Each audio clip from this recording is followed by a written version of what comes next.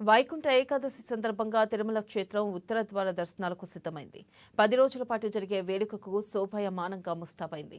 శుక్రవారం నుంచి ఈ నెల 19 వరకు వైకుంఠ ద్వారాన్ని తెరిచి దర్శనం కల్పించనున్నారు. ఈ క్రమంలో ఆలయాన్ని శోభాయమానంగా తీర్చిదిద్దారు. 5 టన్నుల సాంప్రదాయ పుష్పాలతో అలంకరించారు. వైకుంఠ ద్వారం, బలిపీఠం, ధ్వజస్తంభం వంటి ప్రాంతాలను 1.40 కట్ ఫ్లవర్స్తో అలంకరించారు. ఆలయం వెలుపల 5 టన్నుల పుష్పాలను అలంకరణకు వినియోగించారు. వాహన మండపం సమీపంలో శ్రీ రంగనాథ మండపం సిద్ధం చేశారు. వివిధ రకాల పండ్లు, కూరగాయలు, పుష్పాలతో రంగనాథ స్వామి ఆలయానికి సెట్టింగ్ వేశారు.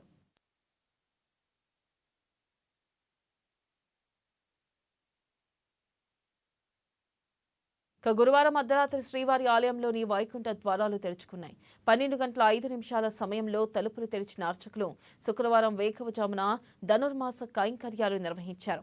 ఇక 4:30 వీఐపీ దర్శనాలను కల్పించనున్నారు. టికెట్లు, టోకెన్లు పొందిన భక్తులను గురువారం అర్ధరాత్రి 12 గంటల నుంచి క్యూ కాంప్లెక్స్లోకి అనుమతించారు.